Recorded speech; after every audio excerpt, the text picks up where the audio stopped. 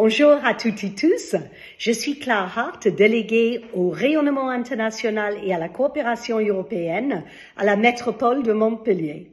Je suis désolée de ne pas être avec vous aujourd'hui physiquement, mais voilà, je voulais vous dire quelques mots en clôture de votre séance de travail que j'espère a été très fructueuse. Alors, le 8 octobre dernier, à Montpellier, la France et l'Afrique ont tenu un sommet dans la perspective de réinventer leurs relations. La francophonie est l'un des domaines où l'impératif d'une refondation se fait aussi clairement ressentir. Rappelons que l'idée de la construction d'un espace francophone émerge au lendemain de la Seconde Guerre mondiale et prend son essor après les indépendances des pays africains. Les chefs d'État, à l'instar du Sénégalais Léopold Sédar Senghor, qui y voyait une communauté d'intérêts regroupant des peuples ayant conscience d'avoir en commun une langue et une culture francophone, en furent les principaux instigateurs. Le nombre de francophones est estimé par l'OIF à 700 millions en 2050 et à plus d'1 milliard en 2065. À cette date, parmi l'ensemble des locuteurs du français, 85% seront en Afrique. Et l'Observatoire de la francophonie estime à cet égard que la croissance démographique de l'Afrique subsaharienne va se répercuter sur l'équilibre des espaces linguistiques, contribuant à les recentrer sur ce continent. D'ailleurs, le plus gros contingent du Commonwealth, principal rival de la francophonie, se trouve en Afrique et compte 2,4 milliards d'habitants. Alors, dans ce contexte, quelle perspective pour l'espace francophone? À cette première donne s'ajoute la concurrence liée à l'arrivée, entre autres, de la Chine et du mandarin qu'elle diffuse dans sa stratégie de positionnement sur l'échiquier mondial.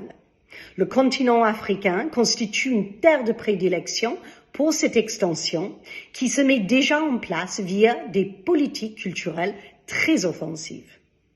Cette double situation nous conduit à nous interroger sur le devenir de l'espace francophone.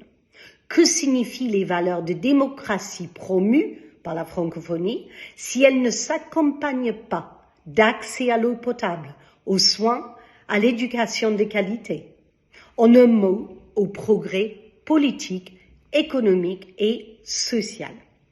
En effet, si la France est encore une destination pour les jeunes Africains issus de familles moyennes et modestes, elle constitue de plus en plus un pays de transit, particulièrement pour ceux et celles qui envisagent des études supérieures de 2e et 3e cycle. Et ces secousses internes à l'espace francophone vont s'accentuer et s'accélérer à l'avenir. La tentation pour les pays et les peuples de s'en démarquer va croissant aujourd'hui. Après le succès du Rwanda, entré dans le Commonwealth en 2009, dont la prospérité économique et les perspectives éducatives et sociales séduisent les autres pays, c'est au tour du Gabon de déposer sa candidature à ce même Commonwealth. À l'évidence, d'autres pays observent avec intérêt ces parcours. Et les peuples ont déjà anticipé ce mouvement dans certains pays via les choix éducatifs, les affaires, etc.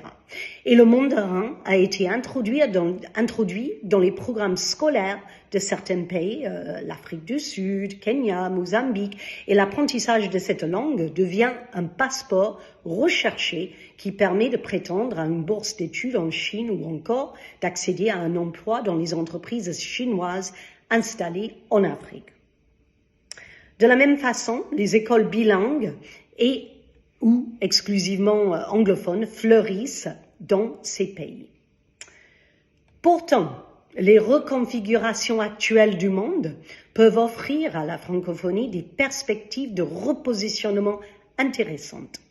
Et face à la montée des inégalités mondiales et des violences qui charrient certaines idéologies, la francophonie peut constituer un espace humaniste de réconciliation des peuples et des pays.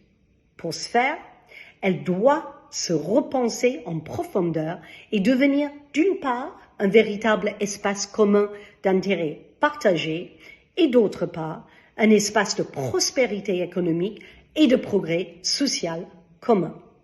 Un ancrage durable de la francophonie dans le siècle à venir ne pourra passer que par ces évolutions. Voilà, je voulais vous dire ces quelques mots et je vous souhaite une excellente journée et je vous dis à très bientôt. Merci.